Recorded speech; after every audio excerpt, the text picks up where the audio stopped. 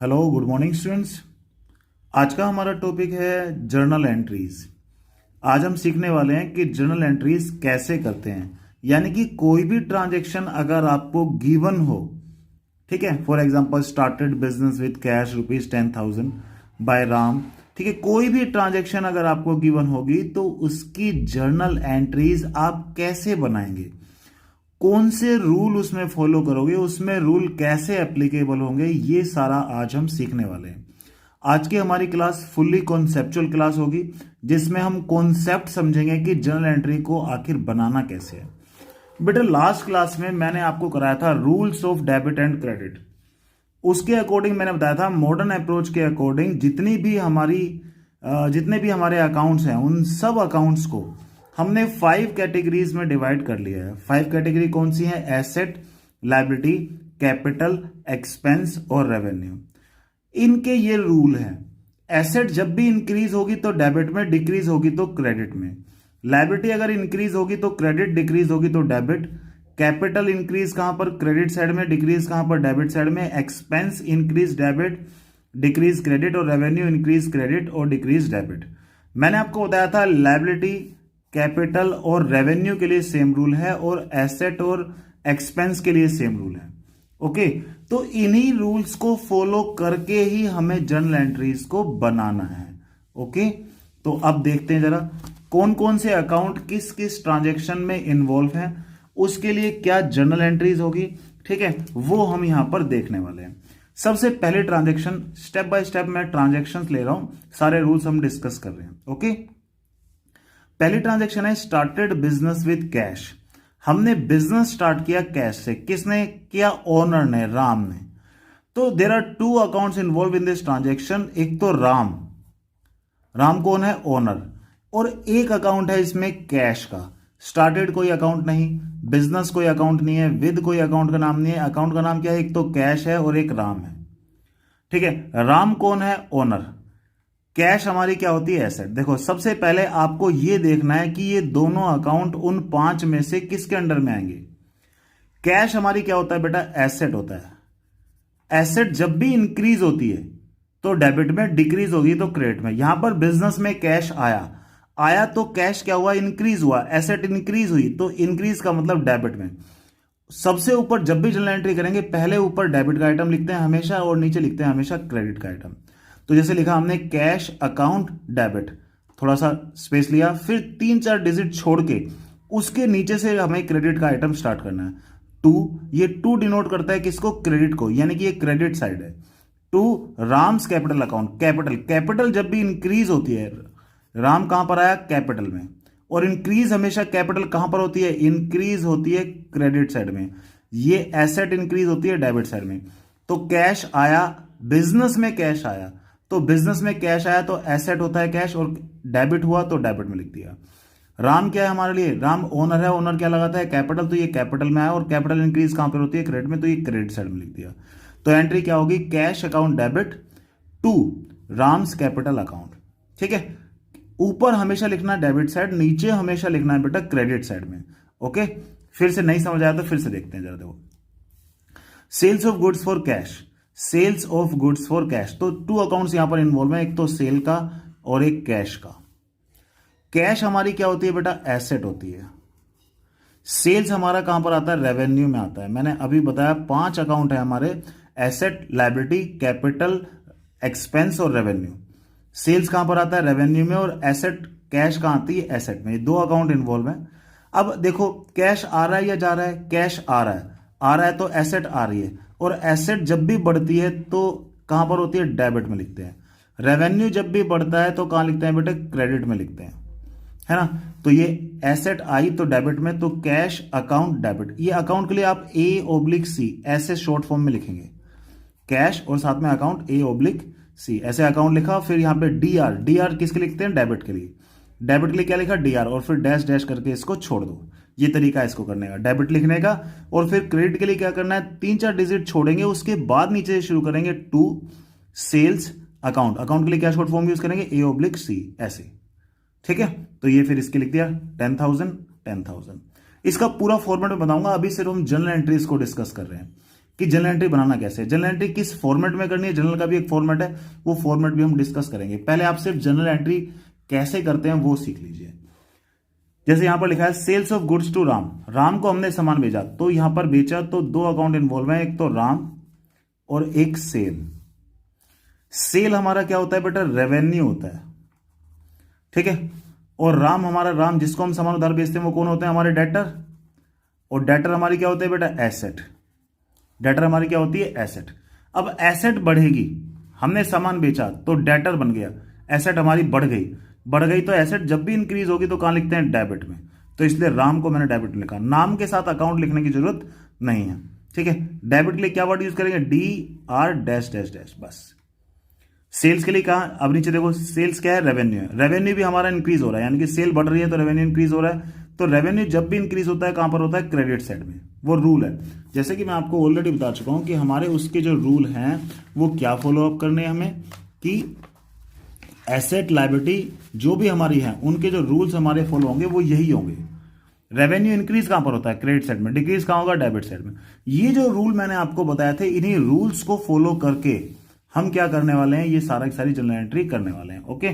तो revenue increase कहां पे होता है, क्रेडिट साइड में, तो सेल को हमने क्रेडिट किया, ये था एसेट, एसेट इंक्रीज कहां होती है, डेबिट में, तो इसको डेबिट किया, ये जनरल एंट्री बन गई, Ram debit to sales account, okay. फिर से देखते हैं, नहीं समझ आया तो और जनरल एंट्रीज देखो, बहुत सारी जनरल एंट्री कराऊंगा, ठीक है, जिससे कि माइंड में एक सेटअप बन जाए, ठीक है। फिर नेक्स्ट है हमारा परचेज गुड्स फॉर ₹10,000, ठीक है। हमने सामान खरीदा कितने का, 10,000 का, ठीक है। अब यहां पर ये नहीं लिखा हुआ सामान उधार खरीदा है या कैश में, जब कुछ भी गिवन ना हो, जब कुछ भी गिवन ना हो, तो जब कुछ भी गिवन ना हो तो ऑलवेज समझना है कि ये कैश में है, ऑलवेज क्या समझना है बेटा, कि ये कैसे है, कैश में है ये, ठीक है। तो ये ट्रांजेक्शन हमारी कैसे होगी, कैश में होगी। तो इसका मतलब इन कैश हम अपनी तरफ से जोड़ लेते हैं, हमने गुड्स खरीदा कैसे, कैश में। एक तो कैश अकाउंट इन्वॉल्व है और एक परचेज अकाउंट इन्वॉल्व है। परचेज होता है हमारे लिए एक्सपेंस, है ना, और कैश हमारे लिए क्या होता है बेटा, एसेट होता है। बताओ पैसे आ रहे हैं जा रहे हैं, बेटा पैसे जा रहे हैं, यानी कि एसेट डिक्रीज हो रही है। डिक्रीज कहां पर होती है, एसेट क्रेडिट साइड में। परचेज खर्चा हो रहा है हमारा, खर्चा हो रहा है तो इसका मतलब खर्चा बढ़ रहे हैं हमारे, खर्चे बढ़ रहे हैं तो इंक्रीज हो गया खर्चा, इंक्रीज कहां पर होता है, डेबिट साइड में। तो क्या एंट्री हो जाएगी, परचेज डेबिट हुआ तो परचेज अकाउंट डेबिट, DR लिख के डैश डैश। फिर ये घट रहा है हमारा कैश, घटेगा कहां पर, क्रेडिट साइड में, तो कैश हमारा कैश अकाउंट कितना हुआ, 10,000 हो गया। नहीं समझ आया, फिर से देखो, purchase goods from Ram, Ram से हमने सामान खरीदा, ठीक है। राम से खरीदा, कैसे खरीदा, उधार। राम हमारे लिए क्या है, एक लायबिलिटी, राम क्या है हमारे लिए, लायबिलिटी। मैंने क्या बताया, सारे अकाउंट हमारे 5 पार्ट्स में डिवाइड है, asset, liability, capital, revenue, expense. सबसे पहले ये पता लगाओ ये कौन सा है। तो राम क्या है, जिससे हम उधार सामान खरीदते हैं, वो क्या है, लायबिलिटी। क्यों, क्योंकि उसके पैसे वापस देने हैं। परचेज किया, परचेज हमारे लिए क्या है, एक्सपेंस है।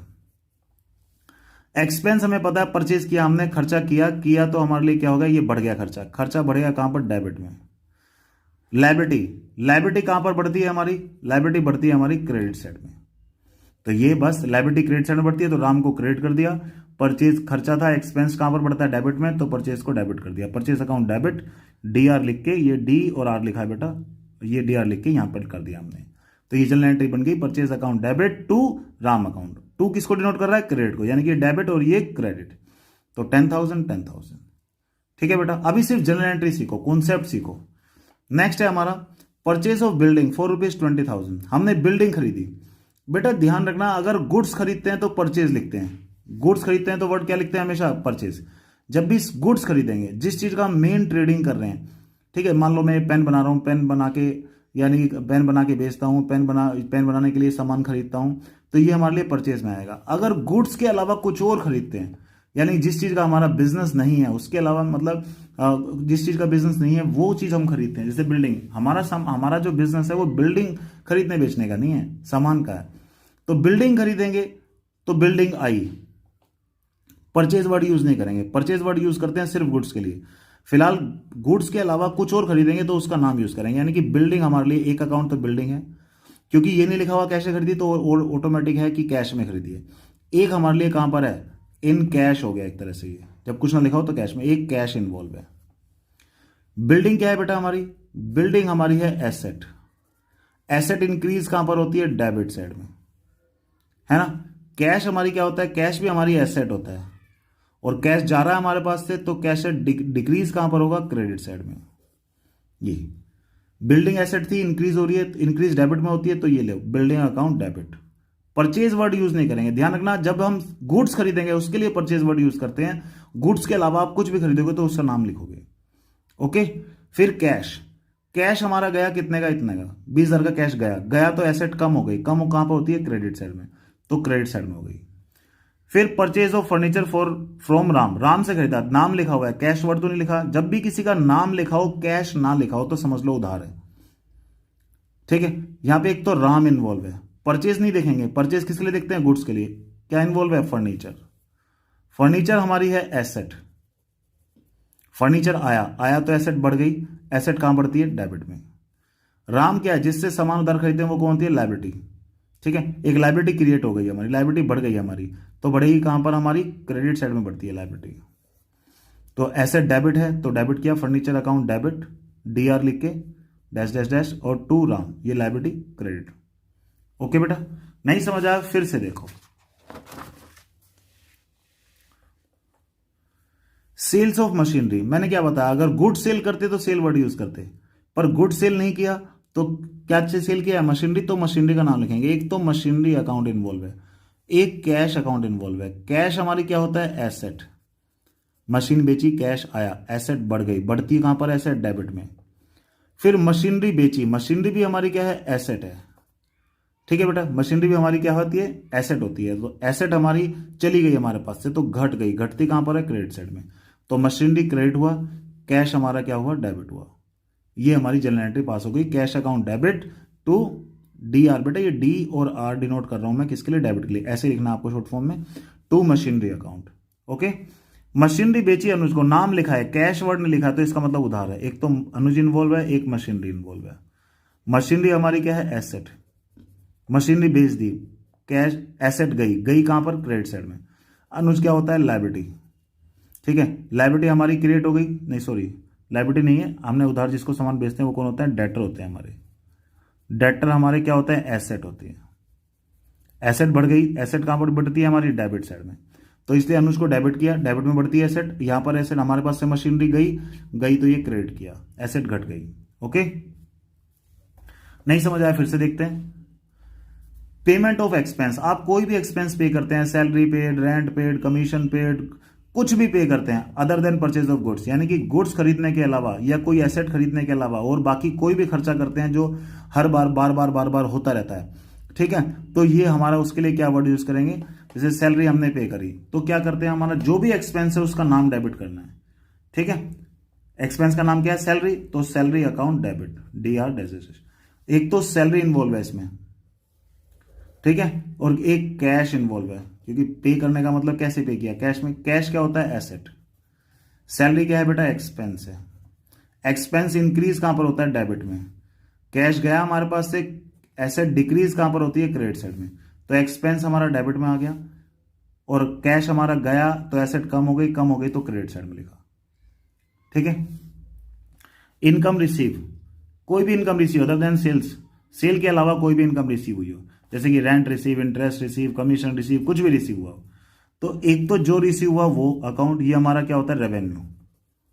जो भी मिला वो क्या है? हमारे लिए रेवेन्यू है। एक कैसे मिला? नाम कुछ नहीं लिखा हुआ तो इसका मतलब कैश मिला, तो एक तो कैश, कैश हमारे लिए क्या है? एसेट। मिला, मिला तो एसेट बढ़ गई तो डेबिट में।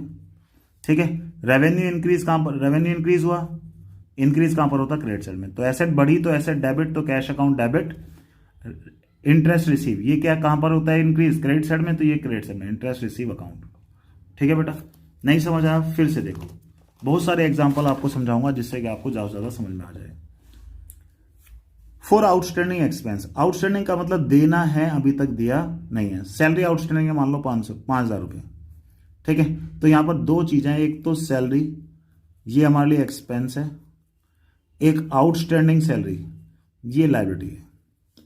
एक्सपेंस जब भी बढ़ता है तो कहां बढ़ता है? डेबिट साइड में। खर्चा तो हुआ है, सैलरी देनी तो है ना, अभी नहीं दी वो अलग मैटर है, खर्चा तो है, तो एक्सपेंस तो हुआ है, तो एक्सपेंस बढ़ा तो कितना? डेबिट में। एक लायबिलिटी क्रिएट हो गई, यानी कि लायबिलिटी जब भी इंक्रीज होती है कहां होती है? क्रेडिट साइड में। तो एक्सपेंस हमारा सैलरी अकाउंट डेबिट, एक्सपेंस हुआ इसलिए एक्सपेंस कहां पर, डेबिट में। साथ में ये हमारी क्या बन गई, लायबिलिटी बन गई। ठीक है, लायबिलिटी क्रिएट हो गई, तो लायबिलिटी कहां क्रिएट होती है, हमारी क्रेडिट साइड में, तो क्रेडिट साइड में इंक्रीज हो गई। Salary account debit to outstanding salary account, सिर्फ आउटस्टैंडिंग वर्ड नहीं लिख सकते, आउटस्टैंडिंग क्या है वो भी लिखना है। आउटस्टैंडिंग सैलरी है जो देना है, 5,000 5,000। फिर है हमारा expense paid in advance, advance में पे कर दिया, प्रीपेड। ठीक है, प्रीपेड वर्ड जब भी आ जाए, पेड इन एडवांस का मतलब क्या होता है बेटा, पेड इन एडवांस का मतलब होता है प्रीपेड, प्रीपेड। ये हमेशा हमारी क्या होती है, एसेट होती है। कोई भी एसेट बढ़ जाए तो कहां पड़ती है, डेबिट साइड में, तो इसलिए प्रीपेड आ गया तो प्रीपेड एक्सपेंस डेबिट। साथ में जब हमने एक्सपेंस पे कर दिया तो कैश आया, ये हमने कितना पे किया, 1,000 रुपये कैश है। कैश हमारा क्या गया हमारे पास से, क्योंकि हमने एडवांस में पे कर दिया ना, तो कैश गया, गया तो कहां पर, क्रेडिट साइड में। एसेट घटेगी तो कहां आएगा, क्रेडिट साइड में आएगा। ओके, नेक्स्ट है हमारा income received in advance, advance में इनकम मिली है ना, मिली, मिली इसका मतलब कैश मिला। एक तो कैश आया, कैश क्या होती है, एसेट, एसेट इंक्रीज कहां पर होती है, डेबिट में, तो डेबिट में लिख दिया कैश अकाउंट डेबिट, डीआर। एक हमारा इनकम रिसीव्ड इन एडवांस, कोई भी इनकम अगर एडवांस में मिल जाए तो ये लायबिलिटी होती है, मैंने लायबिलिटी के उसमें लिखवाया भी हुआ है लास्ट चैप्टर में। कोई चीज लायबिलिटी बन गई तो लायबिलिटी इंक्रीज कहां पर होता है बेटा, क्रेडिट साइड में, तो इसलिए कमीशन रिसीव्ड इन एडवांस क्या होगा, क्रेडिट, यानी कि cash account debit to commission received in advance. ये जो टू वर्ड है ये क्रेडिट साइड को डिनोट कर रहा है। ओके, फॉर एक्रूड इनकम, कोई भी इनकम ऐसी है जो मिलनी है अभी तक मिली नहीं है, एक्रूड इनकम हमारी बेटा क्या होता है, एसेट होता है, ध्यान रखना। ठीक है, तो एक तो ये एक्रूड इनकम हमारी क्या हो गई, एसेट हो गई। एसेट इंक्रीज कहां पर होती है, डेबिट में, तो डेबिट में लिख दिया एक्रूड इनकम डेबिट। ठीक है, एक हमारा रेवेन्यू भी जनरेट हुआ है, इनकम है ना, इंटरेस्ट मिलना है हमारा, इनकम अभी नहीं मिला तो कोई बात नहीं, मिलना तो है, तो इंटरेस्ट हमारे लिए क्या है, ये इनकम हो गई, रेवेन्यू बोलते हैं इसको। रेवेन्यू इंक्रीज कहां पर होता है, क्रेडिट साइड में, तो इनकम तो हुई है लेकिन एक्रूड है, एसेट है डेबिट में लिखा, यहां पर ये रेवेन्यू था, इंक्रीज हुआ तो क्रेडिट साइड में लिखा, तो ये हमारे लिए क्या हुआ, एक्रूड इनकम। ओके, फिर से देखते हैं जरा आगे। फिर है हमारा for drawing in cash, drawing, drawing क्या होता है, पर्सनल यूज के लिए जब पैसे निकालते हैं उसको बोलते हैं बेटा ड्रॉइंग। ड्रॉइंग हमारे लिए किस में आता है, कैपिटल के अंडर में आता है।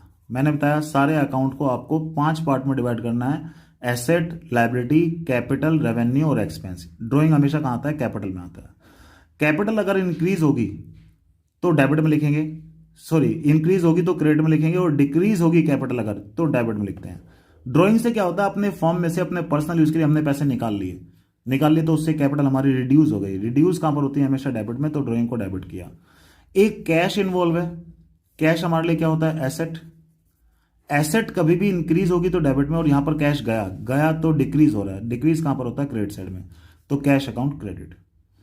फिर drawing, drawing in goods, 2000 drawing करी है हमने।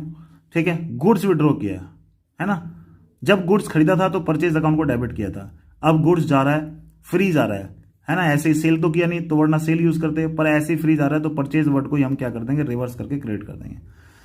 ड्रॉइंग हमारी क्या है, कैपिटल, कैपिटल रिड्यूस हो रही है, रिड्यूस हो रही है तो कहां पर रिड्यूस होती है, क्रेडिट साइड में, सॉरी डेबिट साइड में, तो डेबिट साइड में ड्रॉइंग अकाउंट आ गया। गुड्स, गुड्स क्या हमारे लिए क्या है, परचेज में आएगा। ठीक है, परचेज क्या था हमारा, एक्सपेंस था। एक्सपेंस हमारा देखो जब खरीदा था सामान तो बढ़ा था, अब यहां पर ये हमारे पास से सामान जा रहा है तो ये घटा, घटते कहां पे है, क्रेडिट साइड में, तो यहां पर परचेज अकाउंट क्रेडिट हो गया। ओके, आगे बढ़ते हैं जरा। For bad debts, bad debts का मतलब वो पैसे जो डूब गए, जो डेटर से हमें नहीं मिलेंगे, ये बेटा हमारे लिए क्या है, एक लॉस है ना। बैड डेट्स हमारे लिए क्या है, एक लॉस है। लॉस मतलब ये कहां जाएगा, एक्सपेंसेस एंड लॉसेस में जाएगा। एक्सपेंस इंक्रीज हो रहे हैं है ना, एक्सपेंस बढ़ गया, लॉस बढ़ गया, हमारा तो 500 रुपये और डूब गए, तो एक्सपेंस जब भी होते हैं तो डेबिट में। ठीक है, एक हमारा क्या है, राम, राम कौन था, हमारा डेटर, जिससे हमें पैसे लेने थे, ये हमारी क्या होती है, एसेट। राम कौन था, हमारा डेटर, अब हमारा उससे पैसे हमें मिलेंगे नहीं, डूब गए तो एसेट हमारी कम हो गई, कम कहां पर होती है, क्रेडिट साइड में, तो यहां पर क्या हुआ, ये डेटर को हमने क्रेडिट कर दिया, बैड डेट्स हमारे लिए एक्सपेंस था उसको डेबिट कर दिया, तो bad debts account debit, DR debit, और टू राम। ठीक है बेटा, नेक्स्ट है हमारा debtor Sohan is declared insolvent, यानी कि एक सोहन, एक डेटर था हमारा जो इंसॉल्वेंट हो गया। इंसॉल्वेंट का मतलब दिवालिया हो गया, अब उससे हमें पैसे नहीं मिल सकते। रिसीव ए चेक रुपीज कितना 25 पैसे का चेक मिला है इन ए रुपी, हर 1 रुपए में से 25 पैसे मिले हैं। 1 रुपए में कितने पैसे होते हैं बेटा 100 में से 25% मिलने का मतलब क्या है 25% मिल गया। हर 1 रुपए में से 25 पैसे का मतलब हर 1 रुपए में से 25% मिल गया हमें। ऑन ए डेट ऑफ ₹1000, हमें उससे कितने लेने थे 1000 रुपये। तो यहां पर एक तो सोहन है, सोहन हमारी क्या है एसेट, क्योंकि डेटर है हमारा एसेट। यहां पर अब हमारी ये एसेट से सारा सेटलमेंट कर रहे हैं हम, तो ये एसेट हमारे पास से गई तो क्रेडिट, यहां पर ये एसेट घट रही है तो क्रेडिट, तो सोहन को हमने क्रेडिट कर दिया। हमारे पास 25 पैसा इन रुपये हमें कैश में मिला, ये हमें कैश में मिल गया, ये हमारे पास कैश आया। ये क्या हमारी कैश क्या होता है एसेट आ रही है तो कहां पर आएगी डेबिट साइड में, ये डेबिट साइड में एसेट आ गई तो डेबिट में लिख दिया। बैड डेट्स यानी कि हमारे देखो 1000 में से 25% 250 रुपये मिल गए, बाकी हमारे पैसे क्या बेटा डूब गए तो ये बैड डेट्स है। बैड डेट्स हमारे लिए लॉस है, और ये मैंने अभी बताया एक्सपेंस बढ़ेंगे तो डेबिट में लिखते हैं, इसलिए बैड डेट्स को भी डेबिट में लिखा। यानी कि 250 रुपये कैश आया, 750 रुपये का बैड डेट्स हुआ, और सोन के साथ सेटलमेंट हो गया कितने का 1000 रुपये का। ओके, फिर है हमारा bad debts recovered. Bad debts हमारे बेटे क्या हो गया रिकवर हो गए, है ना, जो पैसा डूब गया था वो मिल गया। अरे वाह, ये तो बहुत अच्छी बात हो गई। तो हमारे पास क्या आया बेटा, एक तो कैश आया, ठीक है, कैश हमारी क्या है, कैश आया हमारी एसेट, और आ गया कैश तो एसेट बढ़ गई तो डेबिट होगा, तो इसलिए कैश अकाउंट को डेबिट किया। किससे, जो बैड डेट्स हो गए थे उस वो रिकवर हो गए, ये बैड डेट्स रिकवर्ड है हमारे लिए। क्या है ये हमारे लिए बैड डेट्स रिकवर्ड। इस तरह की ट्रांजेक्शन किस में लेते हैं हम, बैड डेट्स रिकवर्ड में लेते हैं। तो ये बैड डेट्स रिकवर्ड हमारे लिए क्या है, रेवेन्यू, जो पैसा डूब गया था वाओ मिल गया तो रेवेन्यू आ गया। रेवेन्यू कहां पर इंक्रीज होता है, क्रेडिट साइड में, तो बैड डेट्स रिकवर्ड के नाम से इसको क्रेडिट करेंगे। ओके, फिर है हमारा interest on drawing. Interest on drawing यानी कि जो हमने इंटरेस्ट ऑन कैपिटल, जो हमने कैपिटल लगाई थी बिजनेस में, उस पर हमें पैसा मिल रहा है, तो बिजनेस हमें पैसा दे रहा है, बिजनेस के लिए खर्चा है, तो इंटरेस्ट ऑन ड्रॉइंग हमारे लिए एक एक्सपेंस है बिजनेस के लिए एक्सपेंस है, इसलिए बिजनेस के खर्चे बढ़ गए तो डेबिट में लिखेंगे इंटरेस्ट ऑन कैपिटल डेबिट। और साथ में क्योंकि ओनर को मिल रहा है, ओनर की कैपिटल उसने से इंक्रीज हो जाएगी, इंक्रीज होगी तो यहां कहां पे लिखेंगे हम क्रेडिट साइड में, तो इसलिए कैपिटल अकाउंट क्रेडिट। ये बिजनेस दे रहा है तो बिजनेस के लिए खर्चा, ओनर को मिल रहा है तो कैपिटल उसकी उतने से ही बढ़ जाएगी। फिर है हमारा इंटरेस्ट ऑन ड्रॉइंग, ठीक है, इंटरेस्ट ऑन ड्रॉइंग ओनर को मिलता है, इंटरेस्ट ऑन ड्रॉइंग किसको मिलता है, ओनर को मिलता है, जिससे उसकी कैपिटल बढ़ जाती है। कैपिटल इंक्रीज कहां पर होती है, क्रेडिट साइड में, ठीक है, सॉरी थोड़ा उल्टा हो गया ये। इंटरेस्ट ऑन ड्रॉइंग हमारा किसको मिलता है, बिजनेस को मिलता है, ठीक है, तो बिजनेस के लिए ये क्या है, इनकम है। बिजनेस के लिए इंटरेस्ट ऑन ड्रॉइंग क्या हो जाएगी, इनकम, तो ये हमारा क्या मानेंगे इसको, रेवेन्यू कभी भी इंक्रीज होता है तो क्रेडिट साइड में, ठीक है। ओनर की कैपिटल उससे डिक्रीज होगी, ओनर की कैपिटल उससे क्या होगी बेटा, डिक्रीज होगी तो ये हमारा कहां पर डिक्रीज होगी, डेबिट में। तो ये drawing account debit to interest on drawing, ये रेवेन्यू था, इंटरेस्ट ऑन ड्रॉइंग यहां पे कर दिया, और उतने से ही हमारा क्या हुआ, ये ड्रॉइंग को हमने क्या कर दिया, डेबिट कर दिया, ठीक है। नेक्स्ट बढ़ते हैं आगे। ये आ गया हमारा फॉर परचेज रिटर्न यानी कि जो सामान खरीद के लाए थे वो वापस दे दिया, जो खर्चा हुआ था वो खर्चा कम हो गया, तो परचेज रिटर्न हमारे लिए क्या है, परचेज रिटर्न एक्सपेंस था, जो एक्सपेंस अब कम हो गया, कम तो कहां पर होगा, क्रेडिट साइड में, तो परचेज रिटर्न को क्रेडिट किया। राम थी हमारी लायबिलिटी, जिससे हम उधार सामान खरीद के लाए थे, उसका सामान उसे वापस कर दिया, तो अब क्या हुआ, हमें उसे पैसे देने पड़ेंगे, नहीं देने पड़ेंगे, तो लायबिलिटी हमारी क्या होगी, कम, और लायबिलिटी जब भी कम होगी तो हमारी क्या होगी, लायबिलिटी जब भी कम होगी तो कहां होगी, डेबिट साइड में, तो राम को क्या लिख दिया, debit to purchase return. Sale जब किया था तो हमें इनकम हो गई थी, रेवेन्यू हो गया था, पर वो सेल वापस दे गया, तो ये रेवेन्यू हमारा क्या हो गया, कम हो गया। रेवेन्यू कम कहां पर होता है, डेबिट में, तो सेल रिटर्न अकाउंट डेबिट। साथ में ये जो अनिल था, अनिल पहले हमारा कौन था, डेटर, हमें उससे पैसे लेने थे, तो एसेट थी, अब उससे पैसे नहीं लेने क्योंकि सामान ही दे गया वापस, तो एसेट हमारी क्या हो गई, कम कहां पर होती है, क्रेडिट साइड में, तो अनिल को क्रेडिट किया। और बढ़ते हैं आगे। कैश रिसीव फ्रॉम डेटर से कैश मिला, एक तो कैश मिला, कैश हमारी क्या होता है बेटा, एसेट, कैश एसेट है, एसेट मिल गई तो ये इंक्रीज हुआ, इंक्रीज कहां पर होगा, डेबिट में, एक राम डेटर ने हमारे पैसे दे दिए, तो एसेट हमारी अब घट गई, ये वाली तो राम तो घट गया, दोबारा पैसे तो नहीं लेंगे उससे, तो ये कम हुई, तो ये कहां पर होगी, क्रेडिट। तो इसलिए कैश अकाउंट डेबिट और राम को क्या किया, क्रेडिट किया। फिर है हमारा cash paid to creditor, creditor को हमने कैश पे कर दिया, तो कैश हमारे पास से गया तो एसेट हमारी क्या हो गई बेटा, डिक्रीज हो गई। डिक्रीज कहां होती है, क्रेडिट साइड में, इसलिए कैश को क्रेडिट किया। शाम जो एक लाइबिलिटी थी अब पे कर दी तो लाइबिलिटी क्या हो गई बेटा, डिक्रीज हो गई, और लाइबिलिटी डिक्रीज कहां पर होती है, डेबिट साइड में, तो शाम को डेबिट कर दिया। ठीक है बेटा, आगे बढ़ते हैं जरा इसी कहानी को लेके। अब ये है हमारा B R receive from debtor, debtor से हमें एक बिल मिल गया है ना, डेटर कम हो गए, उसने बिल एक्सेप्ट करके दे दिया, तो ठीक है भाई, हमने सोचा हमारे पास आ गई एक चीज तुम्हारे पास से, तो ये एसेट जो डेटर हमारी एसेट थी, अब उतने से डेटर हमारे चले गए, डेटर चले गए तो हमारी एसेट क्या हो गई, कम हो गई, तो कम कहां पर होती है, क्रेडिट साइड में। और एक बी आर आ गया, बिल रिसीवेबल हमारे लिए एसेट होती है, बिल आ गया तो एसेट आ गई तो बढ़ गई एसेट, और ये डेबिट में, तो बी आर को हमने डेबिट किया और ये डेटर जो था उसको क्रेडिट किया। बिल्स पेबल हमारे लिए क्या होती है बेटा, एक लाइबिलिटी होती है। ठीक है, हमने बिल्स पेबल एक्सेप्ट कर लिए, यानी कि ये बिल हम पे करेंगे, लाइबिलिटी बढ़ गई, लाइबिलिटी बढ़ती कहां पर है, क्रेडिट साइड में, और ये जिसके बिल एक्सेप्ट कर लिया वो उससे कोई लेना देना नहीं, अब बिल देंगे हम, अब उससे क्या करेंगे, वो बिल भरना है हमें सारा, तो ये भी हमारे लिए क्या थी, लाइबिलिटी, ये हमारी क्या हो गई, अब कम हो गई, लाइबिलिटी कम कहां पर होती है, डेबिट साइड में, तो इसलिए शाम को डेबिट किया और बीपी को क्रेडिट किया, बिल्स पेबल अकाउंट को। ओके, नेक्स्ट है हमारा फॉर डिस्काउंट रिसीव, कभी भी डिस्काउंट रिसीव होगा तो क्या करेंगे। ठीक है, डिस्काउंट का बेटा एक ही फंडा है, आप बस एक छोटा सा फंडा अपने दिमाग में बैठा लीजिए कि डिस्काउंट क्या होगा, जहां पर कैश या बैंक वहीं पे डिस्काउंट, जहां पर कैश या बैंक वहीं पे क्या होगा, डिस्काउंट होगा। Paid to Anuj in settlement, Anuj को हमने पे किया सेटलमेंट में, कितना, ऑफिस अकाउंट कितना 3800 हमने पे कर दिया, टोटल अमाउंट देना कितना था, 4000 देना था, 3800 में सेटल कर दिया, इसका मतलब हमारा 300 रुपए का क्या हो गया, 200 रुपए का क्या हुआ, फायदा हो गया। ठीक है, मैंने क्या बताया, जहां पर कैश वहीं पर डिस्काउंट, हमने पे किया है, एक तो इस अकाउंट में कैश इन्वॉल्व है, कैश हमारा क्या होता है, एसेट, पे किया, एसेट घट गई, घटती है तो एसेट कहां होती है, क्रेडिट साइड में, कैश क्रेडिट, तो डिस्काउंट भी कहां लिखेंगे, क्रेडिट साइड में, यानी कि कैश गया 3800 का, डिस्काउंट कितने का, 200 रुपए का, और 4000 रुपए का सेटलमेंट किसके साथ हो गया, अजय के साथ, अजय को देना था, अजय एक लाइबिलिटी थी, दे दिया तो लाइबिलिटी क्या हो गई, कम होती है कहां पर, डेबिट साइड में, तो ये डेबिट किया। अब ये डिस्काउंट अलाउड, एक होता है डिस्काउंट रिसीव जब हम पेमेंट करते हैं तो डिस्काउंट मिलता है, पेमेंट रिसीव करते हैं तो डिस्काउंट हम देते हैं किसी को, है ना, किसी से पैसा लेना हो तो डिस्काउंट हम देंगे ना उसको, वो थोड़ी देगा हमें।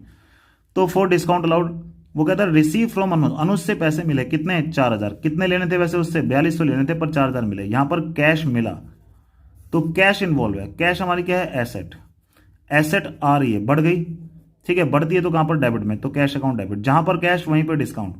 ठीक है, हम दे रहे हैं किसी को डिस्काउंट, दे रहे हैं, डिस्काउंट अलाउड वर्ड लिखेंगे, हमें भी कोई देगा तो डिस्काउंट रिसीव वर्ड लिखेंगे, तो कैश अकाउंट डेबिट कितना, 4000 आया, 200 रुपए का ये था, और अनुज के साथ सेटलमेंट कितने का हुआ, 4200 रुपए का हुआ। ओके, ये ध्यान रखना बेटा, दो टाइप के डिस्काउंट होते हैं, एक तो होता है ट्रेड डिस्काउंट, एक होता है कैश डिस्काउंट। ट्रेड डिस्काउंट होता है जब हम कोई चीज बल्क में खरीदते हैं, ठीक है, तो उसके लिए जनरली जो मिलता है वो हमारा ट्रेड डिस्काउंट होता है। ट्रेड डिस्काउंट बिल बनने से पहले पहले डिडक्ट हो जाता है, ट्रेड डिस्काउंट क्या होता है, बिल बनने से पहले पहले डिडक्ट हो जाता है, तो इसका मतलब क्या है, ट्रेड डिस्काउंट को हम जर्नल एंट्री में शो नहीं करेंगे। लेकिन कैश डिस्काउंट जब बिल बन जाता है उसके बाद देते हैं, तो इसीलिए कैश डिस्काउंट को जर्नल हम बुक्स में शो करते हैं। ओके, फिर नेक्स्ट है हमारा for dishonour of cheque. Dishonour of cheque का मतलब जब कोई चेक बाउंस आता है। एक बात बताओ, जब भी चेक मिलता है क्या एंट्री करते हैं हम, बैंक अकाउंट डेबिट, चेक मिलता है तो बैंक अकाउंट डेबिट टू जिससे चेक मिला उसका नाम। ठीक है, ये एंट्री तब होती है जब सेम डे डिपॉजिट कर दिया हो cheque, same day cheque deposit into bank.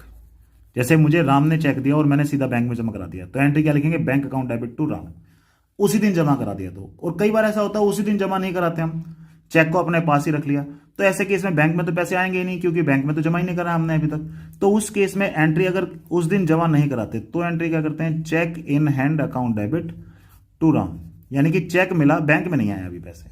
ये क्या है, अगर सेम डे डिपॉजिट ना हो, if cheque not deposited on the same day. Same day अगर चेक को डिपॉजिट नहीं करते तब ये एंट्री करते हैं cheque in hand account debit to Ram. और यही चेक अगर डिसऑनर हो जाए, तो अगर बैंक में जमा करा रखा था चेक, तो क्या एंट्री होगी, राम डेबिट टू बैंक, यानी कि इस बैंक को ही रिवर्स करेंगे क्योंकि बैंक में पैसे नहीं आए। अगर ये वाला था किस्सा तो चेक इन हैंड को रिवर्स करेंगे। ओके, डिसऑनर ऑफ चेक में क्या करते हैं, वो फिर से हमारा क्या बन जाएगा, डेटर। डेटर बनेगा तो डेटर हमारे बढ़ गए तो डेटर हमारी एसेट है, एसेट डेबिट हुई। और बैंक में पैसे आए नहीं क्योंकि डिसऑनर हो गया चेक, और हमने तो बैंक को पहले डेबिट कर लिया था, तो उसी को रिवर्स करके क्रेडिट। चेक था तो चेक को रिवर्स करके क्रेडिट। ओके, यानी कि जब भी चेक डिसऑनर होगा तो एंट्री क्या होगी, जो डेटर था उसका नाम डेबिट टू बैंक, अगर चेक ही था अभी तक जमा नहीं कराया था तो cheque in hand. Okay, next है हमारा गुड्स डिस्ट्रॉयड बाय फायर। आग लग गई सामान में, किसी भी तरीके से अगर हमारा सामान फ्रीज आ रहा है, आग लग गई हो, फ्री सैंपल जा रहा हो, कोई चोरी करके ले गया हो, डोनेट कर दिया हो हमने गुड्स, तो ऐसे केस में किसी भी तरीके से अगर हम जा रहा है हमारा सामान, तो ये हमारे लिए एक एक्सपेंस हो गया। ये हमारे लिए क्या हो गया, एक एक्सपेंस। एक्सपेंस बढ़ेगा तो कहां बढ़ेगा, डेबिट साइड में। एक्सपेंस कहां में बढ़ता है बेटा, डेबिट साइड में बढ़ता है। तो इसलिए कोई भी रीजन रहा हो ये डेबिट होगा। लॉस बाय फायर होगा तो लॉस बाय फायर को डेबिट करेंगे, फ्री सैंपल होगा तो फ्री सैंपल, थेफ्ट होगा तो थेफ्ट, और डोनेशन होगा तो डोनेशन। टू परचेज, ठीक है। अब हमारे पास से सामान गया तो इसमें एक तो ये लॉस था हमारा, और इतना ही जो परचेज हमने एक्सपेंस माना था, ठीक है, अब हमारे पास से वो एक्सपेंस उतना ही रिड्यूस हो जाएगा, तो टू परचेज अकाउंट। ठीक है बेटा, एक तरफ से खर्चा बढ़ा और हमारे पास से सामान बेचा तो हमने, यानी वरना सेल लिखते हैं, तो उतना ही हमारा हमने कम भी कर लिया क्योंकि हमारा सामान हमारे बिजनेस में यूज हुआ ही नहीं, तो उतना हमारा बिजनेस के लिए ये चीज एक्सपेंस नहीं मानी जाएगी, इसलिए उतने से ही हमने ये एक्सपेंस को रिड्यूस भी कर लिया। ओके, नेक्स्ट है हमारा फॉर फ्राइट या फ्रेट भी कहते हैं कई लोग इसको, कैरेज भी बोलते हैं, इंस्टॉलेशन भी बोलते हैं, या इरेक्शन ऑफ मशीनरी। मशीनरी हम बेटा, मशीनरी हम क्या कर रहे हैं, इरेक्ट कर रहे हैं, यानी कि मशीनरी को सेटअप लगा रहे हैं।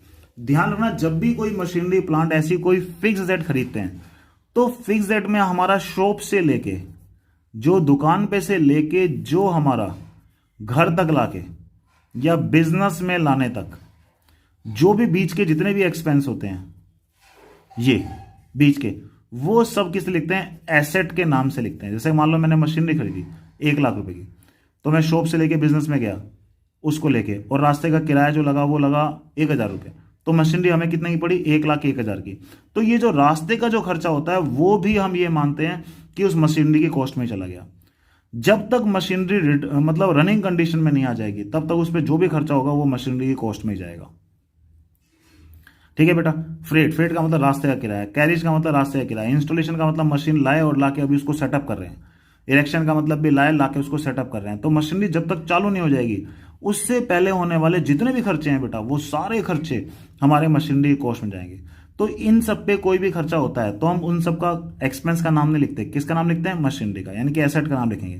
तो एंट्री क्या होगी, machinery account debit to cash account. ठीक है बेटा, तो ये कुछ जनरल एंट्री आज हमने डिस्कस की हैं। इन जनरल एंट्रीज को, कॉन्सेप्ट को आप बहुत ध्यान से अच्छे से समझिए। समझने के बाद उनको बहुत ध्यान से एक बार अपने हाथ से करके देखिए। कोई भी डाउट आएगा आपको तो मुझसे पूछिए, ठीक है। नेक्स्ट क्लास में हम फिर इसके और अच्छे अच्छे कुछ जो रियल लाइफ एग्जांपल्स हैं वो भी लेंगे। साथ में मैं तुम्हें एक फॉर्मेट भी बना के दिखाऊंगा, किस फॉर्मेट में किस तरीके से तुम्हें क्वेश्चन को करना है। फिलहाल तो एक जनरल एंट्री को बिल्डअप किया गया, किसके थ्रू, एक कॉन्सेप्ट के थ्रू। ओके बेटा, हैव ए गुड डे।